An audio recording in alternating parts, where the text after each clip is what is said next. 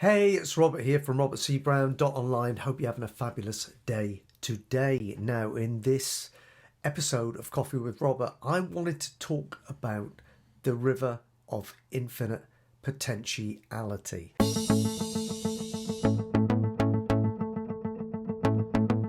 Now, I know that's a mouthful, but essentially what I'm talking about is I'm talking about the flow of life, the river of life,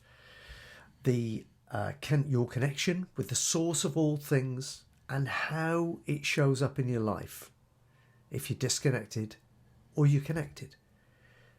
Because there's a massive, massive difference in the outcome that you see show up in your physical reality, depending on whether or not you're plugged in to your source. A great thing I actually heard from Bruce Lee many years ago was about the power of water. And I want to extend that a little bit in this discussion because really the secret to spirituality, the secret to living life on your terms and getting everything that you want from life and being able to give to others everything you want to give is to really be like water. Let me explain. The universe works in such a way that every force will have a force of equal measure pushback. It's called balance. It's the yin and the yang. Basically, the harder you push, the harder life will push back. Now, there's a clue in that. What it basically tells us is that we can achieve more from life by resisting less. We can achieve more from life by not pushing quite as hard, by relaxing and going with the flow. And there's evidence of this everywhere you look. To go back to my example with water. Water is soft. You know, water will slip through your fingers when you try to hold it. It's very, very soft. But the power is in the softness. When water comes up against an obstacle, it doesn't butt against the obstacle and stop and keep grinding away like a rock. It doesn't stop there. It just gently goes about its business, flows around the rock, finds another path, and just goes on its course.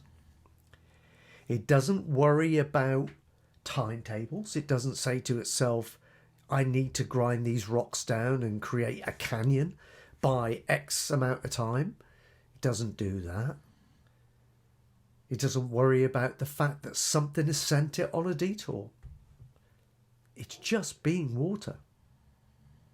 It has no agenda. It has no timetable.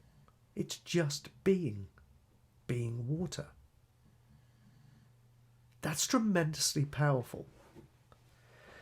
For us as human stroke spiritual beings to comprehend and embrace as an idea and a philosophy, because you can adapt yourself the same way to life by investing more time in being, just being, rather than worrying about doing all the time. The doing comes later, but the focus doesn't need to be on the doing. The focus must always be on the being.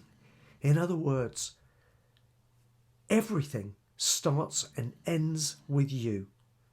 If you throw a pebble in a pond, the ripples emanate from the splash, but you are the pebble.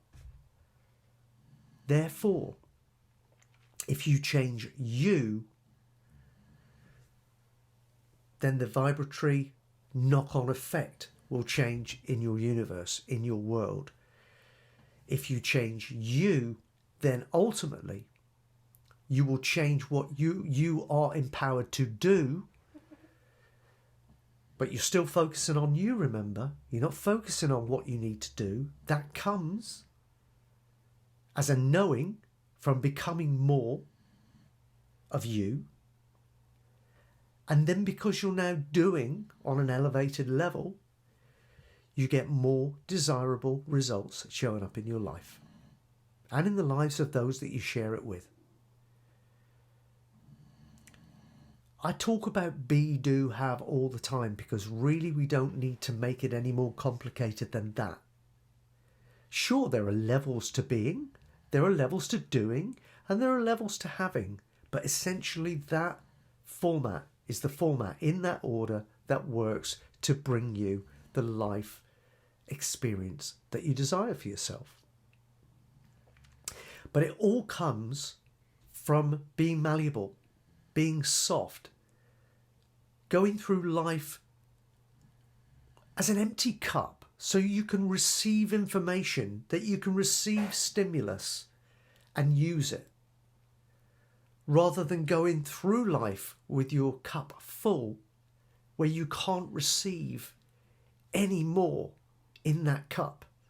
You cannot drink from that cup anything that's offered to you from anybody else because it's already full.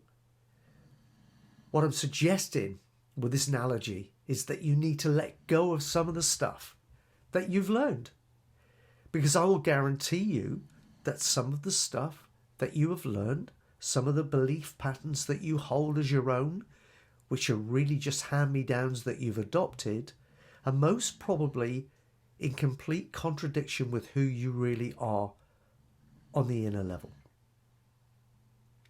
They probably contradict your true purpose for being here. And as a result, you're living somebody else's life, essentially, in your own skin. And that's why sometimes you won't feel fulfilled, and life won't be rewarding. Life won't be the joy it was meant to be. It's because you're not living life yet on your terms. That's the bad news. The good news is you're in complete control. Remember what I said about the pebble and the ripples? Everything starts and ends with you, including the way you communicate whatever shows up as a result of what you do. Because that comes down, again, to what you believe about yourself and the world that you live in. And your beliefs will emanate from who you really are.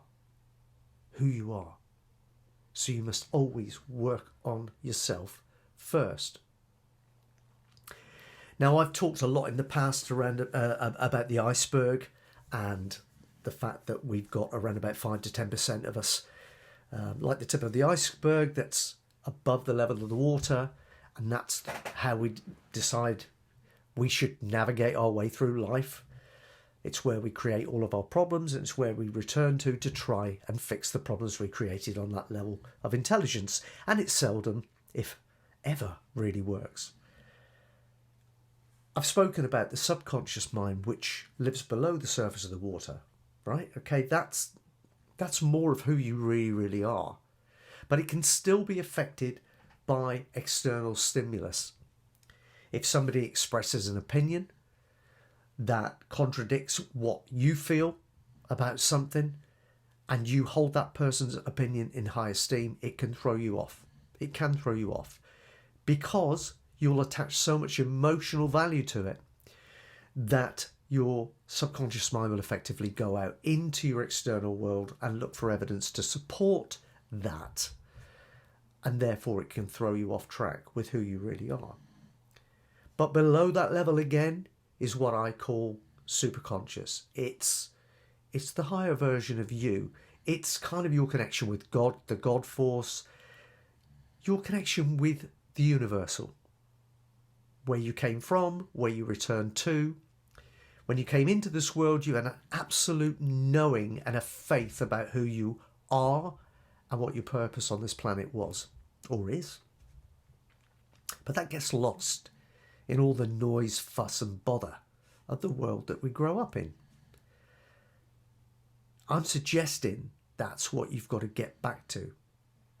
To give you another analogy, if you think of it in terms of an electrical appliance. Okay, let's say that you think of plugging into the wall to get your electricity. Think of the wall as like the source of the electricity. Almost like you plugging back into spirit, okay? That's the source. And we charge up a rechargeable battery here, okay?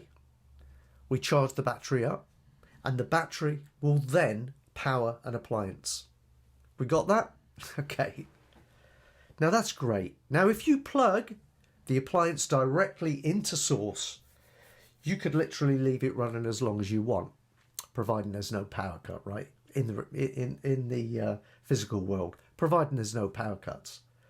There are no power cuts in the spirit world, so just go along with me. However, if you charge the batteries up and then you unplug the battery and then you run the appliance using the charged battery, you'll go along just fine for a while. But eventually the batteries will wear down. And what do you need to do? You need to plug back into source. I'm suggesting to you that it's absolutely no different with you or anybody else. All of us as people, as spiritual beings, we need to go and plug ourselves back into source to be all that we can be.